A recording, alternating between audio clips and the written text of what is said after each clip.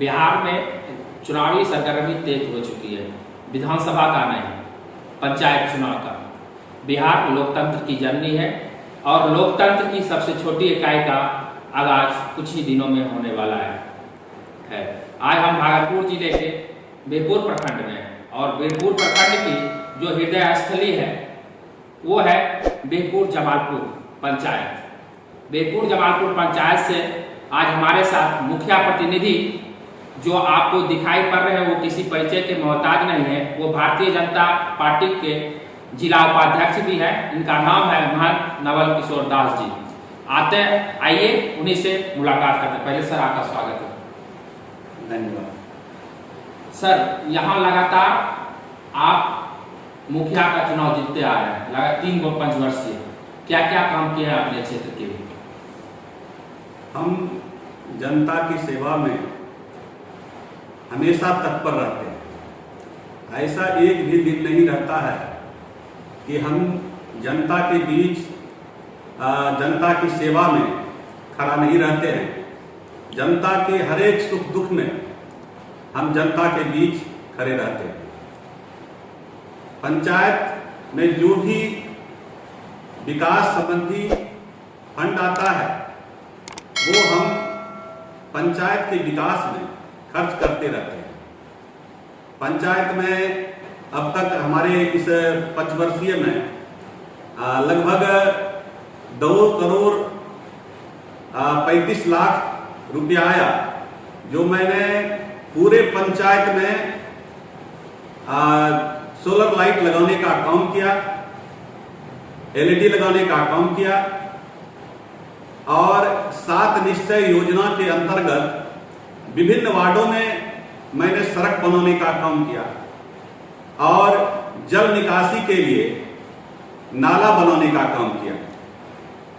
तो सरकार के द्वारा जो राशि आती है उसे हम पंचायत के विकास में खर्च करते हैं। कोई गरीब गरुआ अगर मर जाता है तो उसको हम कबीर अंत्येष्टि योजना के तहत भी लाभ दिलाते हैं। ऐसे तो सरकारी जो है मुश्किल से साल भर में 5-7 गरीब आदमी का आता है कबीर अंत्येष्टि योजना, लेकिन हम जो है उन गरीबों को अगर ज्यादा संख्या में हर साल जो है 20, 25, 30, किसी साल 50 व्यक्ति भी मर जाते हैं, लेकिन हम कोशिश करते हैं कि सबों को, चाहे हमको अपनी राशि ही क्यों न देना पड़ जाए, सबों को हम कबीर अंत्येष्टि योजना का लाभ दिलाते हैं।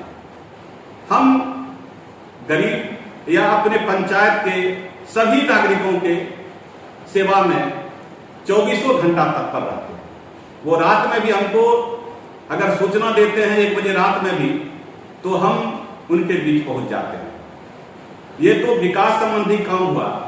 बाकी और समय भी अगर उसकी हमारे पंचायत में सुरक्षा के प्रति खतरा हो जाती है, शांति भंग होने की संभावना होती है, तो सबसे पहले हम ही वो विरोध में झंडा बुलंद करते हैं और शांति स्थापित करने का प्रयास करते हैं। पुलिस प्रशासन से मिलकर के तमाम तरह का लोकतांत्रिक गतिविधि अपना करके हम अपने पंचायत में शांति स्थापित करने का प्रयास करते हैं और इसीलिए जनता जो है हमसे प्रसन्न रहती है।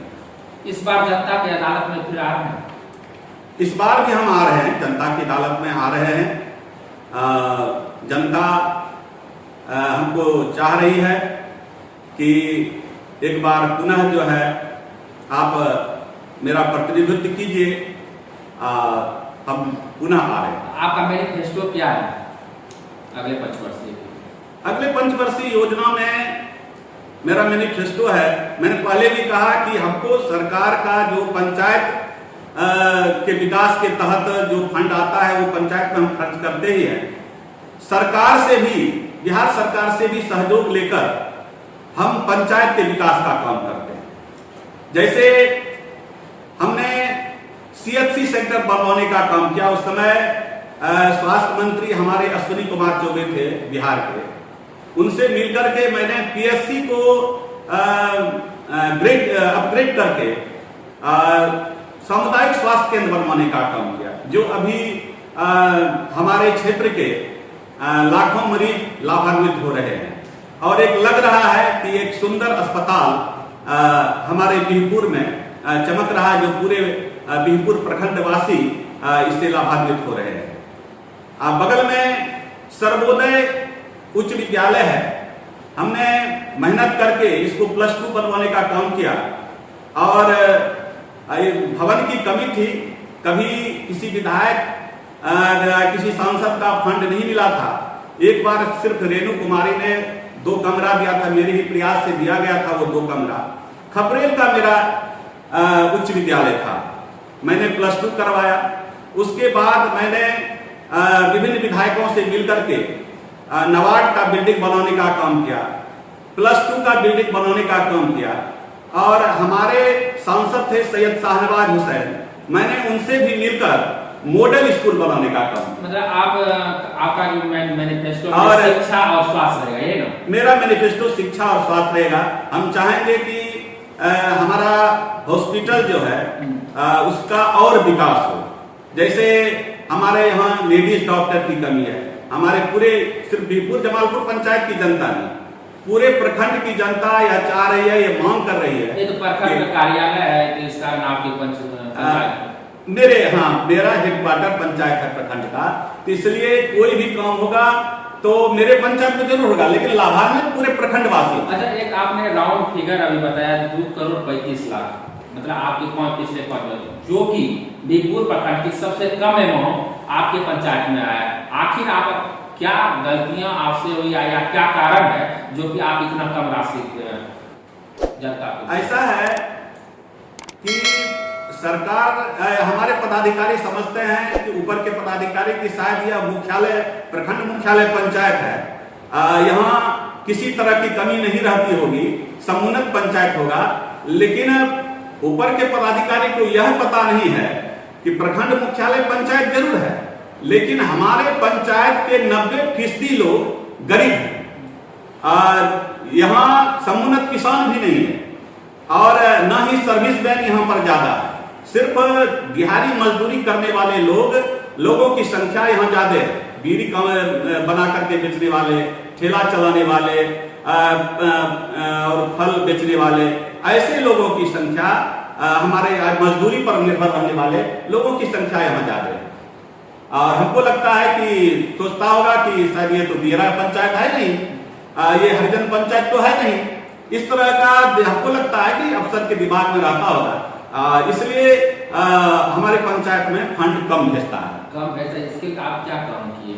कभी आप अपने पदाधिकारी को बताए कि ऐसा क्यों हुआ, ये सब चीज? हम अपने पदाधिकारी को बताते हैं, पदाधिकारी भी ऊपर लिखते हैं, लेकिन शायद लालफीता शाही की वजह से या तंत्र में उदासीनता की वजह से जो है तंत्र के लोग सही ढंग से नहीं काम करते हैं। इसलिए पंचायत में जो विकास का फंड भेजा जाता है उसमें एक रूपता नहीं रह पाती है। सरकार की जिसमें कोई गलती नहीं है, सरकार तो भेजती है कि सभी पंचायतों में पैसा जाए। अब एक रूपता नहीं रख पाते तो इसमें तंत्र की ही गलती है, इसमें तंत्र का ही दोष है, उसी का दोष हम कहेंगे। अच्छा, अब हम बात करते हैं, हम पिछले दिन आपके ही पंचायत के एक व्यक्ति है राधा कृष्ण सिंह के सरपंच है, उनसे जब बातचीत मेरी हुई तो वो सीधा आरोप लगाते हैं कि मुखिया जी और मुखिया जी की भाई इंदिरा आवास में कमीशन लेते हैं, कुछ अमाउंट रुपया बताए थे, क्या बात है उस पर? इसमें तो हम यही कहेंगे, कुपथ कुपथ रथ दौड़ाता जो पथ निर्देशक वह है, लाज लगाती जिसकी कृति से धृति उपदेशक वह है। सबसे पहले मैं आपको बता दूं कि भ्रष्टाचार के आरोप में ही वह सरपंच पद से 21 जनवरी 2018 को बर्खास्त कर दिया गया चुनाव आयोग के पर।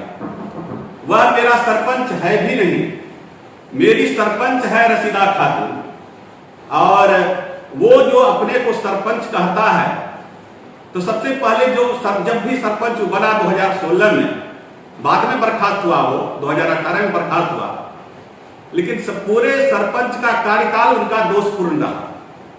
वह पंचायती में पक्षपातपूर्ण निर्णय देता था और रिश्वत लेकर के जो है वह फैसला सुनाता था। और सबसे दुखद बात यह है कि एक महिला लड़का लड़की का पंचायती हुआ था, मुस्लिम गरीब महिला है, तो उस लड़की को वो पैसा देना था 1 लाख रुपया। फैसला हुआ कि लड़की को 1 लाख रुपया दे देना है, तो लड़का पक्ष ने सरपंच को दे दिया, तत्कालीन सरपंच राधाकृष्ण सिंह को। सरपंच ने कहा कि हम दे देंगे, लेकिन आज तक उस गरीब लड़की को 1 लाख रुपया लौटाया नहीं गया है राधाकृष्ण सिंह के द्वारा, वो खा लिया पैसा। ये आरोप आप लगा रहे हैं?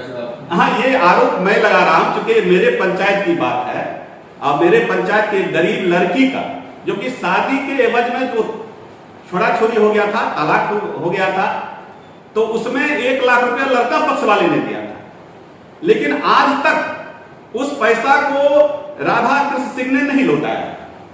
ये कितना बड़ा दुर्भाग्य है। और जितना भी पंचायती किया है, पंचायती में हमारे यहाँ सरपंच या किसी पंचायत में हम नहीं सुने थे कि वो पैसा लेता है, लेकिन पंचायती में पैसा लिया जाता है। अब तो हम नाम भी बोल सकते थे, लेकिन चूंकि इलेक्शन का समय है, नाम बोलना ठीक नहीं होगा। आप स्वतः पता कर सकते हैं कि कितना दागदार उसका वो ग्राम कचहरी का कार्यकाल उनका रहा।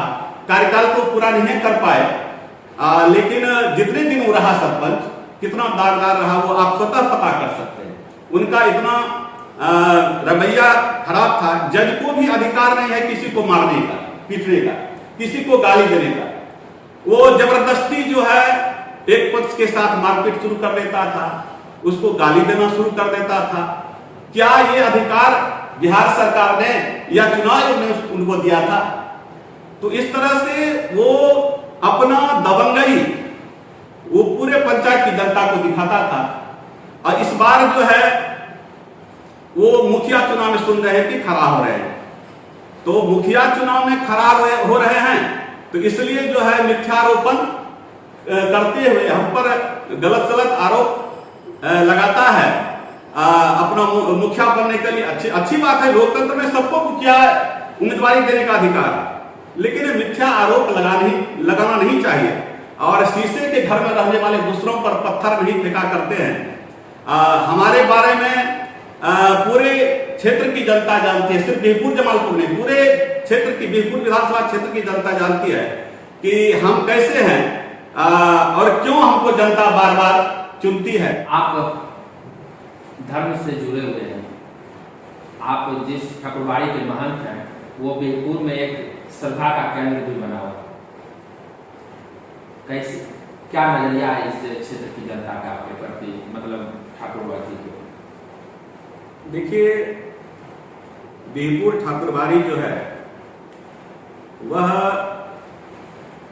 वर्षों से, हमको लगता है 200-300 वर्ष से पुराना ये ठाकुरबाड़ी है और जनता की आस्था का केंद्र है। और जो भी यहाँ महंत होते हैं वो आम जनता के बीच लोकप्रिय होते हैं। आपको मैंने पहले भी बताया कि ये बगल में जो हाई स्कूल है वो हमारे पूर्व परापर गुरु महंत मधुसूदन दास ने बनाया था। ये बगल में बेसिक स्कूल है, महंत मधुसूदन दास जी ने बनाया था। ये सेवा संबंधी काम बीरपुर ठाकुरबाड़ी जितना किया है, शायद किसी ठाकुरबाड़ी के महंत ने इस इलाके में नहीं किया। सीधा आप कर रहे हैं, योगी मॉडल पे काम कर रहे हैं योगी जी। वो जो साधु होंगे तो जनता की सेवा सबसे सर्वोपरि होगा उनके लिए। संस्कृत हाई स्कूल है, वो भी हमारे महंत मधुसूदन दास जी ने बनाया। ये जो हॉस्पिटल आप इतना बड़ा देख रहे हैं, वो महंत मधुसूदन दास ने ये हॉस्पिटल बनाया था।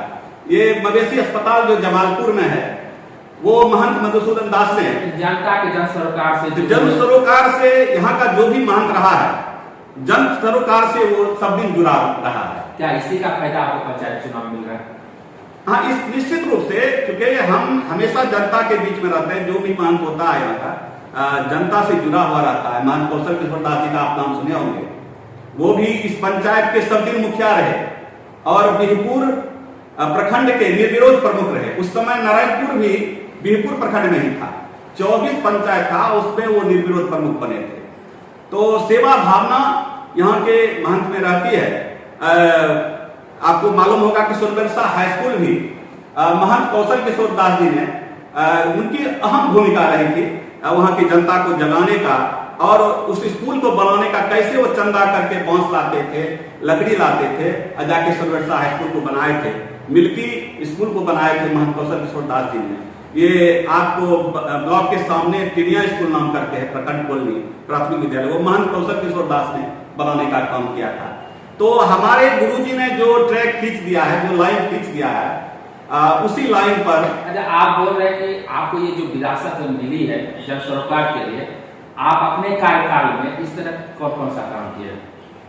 हम अपना जो विरासत में हमको जो भी काम उनका मिल है उसी काम को हम आगे बढ़ा रहे हैं। जैसे हॉस्पिटल को हमने आगे बढ़ाने का काम किया, जो हमारा हाई स्कूल है जो महंत मधुसूदन दास ने खुलवाया था, उसको भी हम उसी को हम अपग्रेड कर रहे हैं। थोड़ा फैमिलियर हो जाते हैं।